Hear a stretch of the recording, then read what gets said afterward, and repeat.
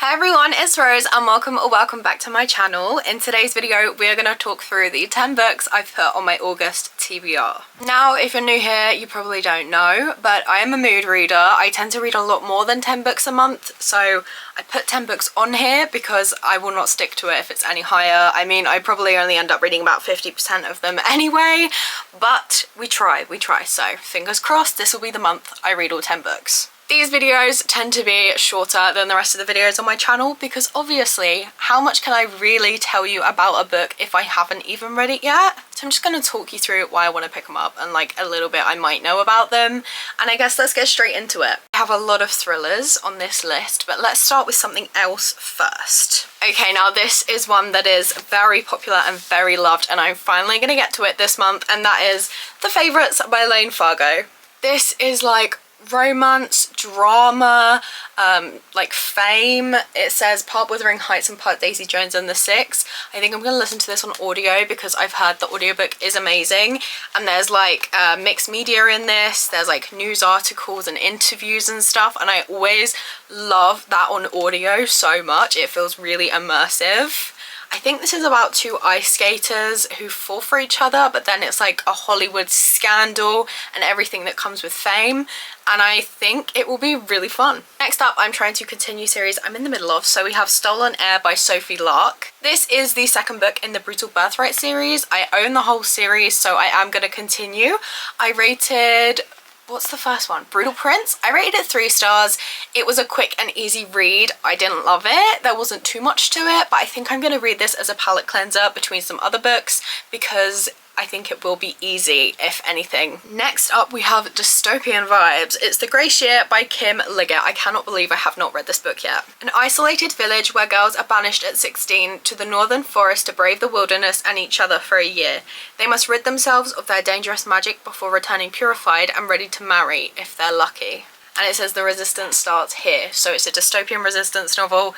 I am in, girl power. Next up, we have a collection of 4 short horror stories. This is Bad Dolls by Rachel Harrison. This is my only book of Rachel Harrison's I've left to read. She's one of my favourite authors ever, and I'm so excited to see what she does with a short story. So the 4 short stories in this are Reply Hazy, Try It Again, Bachelorette, Goblin, and of course the title, Bad Dolls. So in these stories it says, an indecisive young woman finds a mysterious magic 8-ball that might just have the answer she's been looking for, or might lead her down a path of self-destruction. A bridesmaid attends her childhood best friend's bachelorette weekend only to discover the itinerary might demand more than she's willing to sacrifice. An unusually brutal dieting app wreaks havoc on the life of a timid, insecure woman preparing to attend her ex's wedding. And after the death of her younger sister, a wayward young woman comes into possession of a strange porcelain doll that could offer a connection to her lost sister, but could also just be pure evil. This is a priority read. This is one I will be reading at the beginning of the month. I'm so excited. I'm pretty sure the rest of these are all thrillers, so let's just get into it. First up, we've got The Island by Adrian McKenty. I read The Chain back in 2020. It was one of the first books I read when I got back into reading, and I'm so excited to be picking up another book from this author. So as far as I'm aware, this is about a newly blended family going on a vacation to Australia somewhere. Yeah. And they witness a crime, and I'm pretty sure the people that were involved in the crime are coming after them and they try and flee. But what I'm assuming is they're on an island, so it's pretty hard to flee, if you know what I mean. Then we've got The Tradwife Secret by Leanne Child. You've probably heard me talk about this a couple times because I think it's been on a couple TBRs and I never got round to it. But this month will be the month, I swear. This is about a influencer tradwife who shows her life online, but her whole life is a lie. And I'm pretty sure there's like a maid or a nanny or something that goes into the home and like sees what her life's like behind the camera. Again, so intrigued. We've got Such Quiet Girls by Nicole W. Italy. I got 80 pages into this and then I got into a reading slump, not because of this book, because of other stuff, and I never picked it back up again. So I'm going to pick it up and start from the beginning, and this time I'm going to do the audiobook because it will be available for me on Libby in a couple weeks, and I'm super excited because I really loved what I did read of it. And I really want to read it. This is about a school bus that gets hijacked, and I'm pretty sure they like trap all the kids underground and hold them for ransom. So sounds scary, but sounds interesting. Then we have The Escape by Ruth Kelly. Not recently, why did I say that? It was like 2 years ago. I read The Villa by this author, which was like Love Island meets murder mystery, and that was so good. So I'm really, really excited for this one.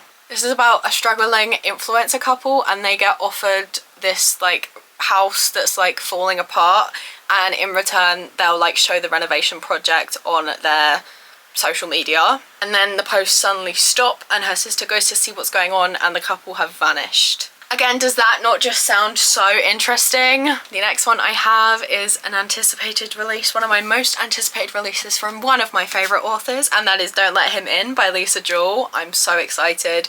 Again, one of the first authors I read from when I got back into reading in 2020, and I've loved everything she's written since. He's the perfect man. He says he loves you. You think he might even be made for you.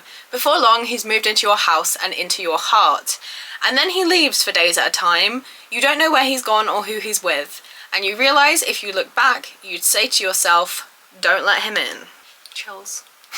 And then I have a book from my local library. This is called The Whisper Man by Alex North. If you leave a door half open, soon you'll hear the whispers spoken.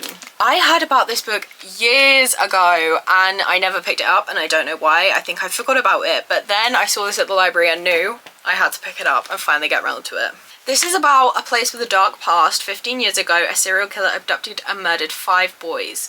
Until he was caught, the killer was known as the Whisper Man.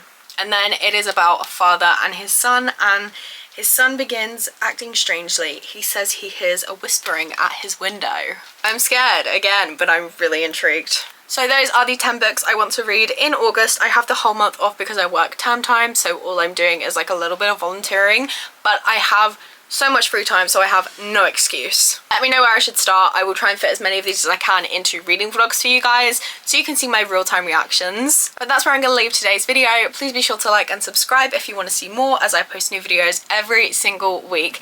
Leave a comment down below guessing how many I'm actually going to read. I want to say like 6 or 7, but knowing me, it'll probably be 5. Anyway, I hope you have a lovely day and I will see you in another video. Bye!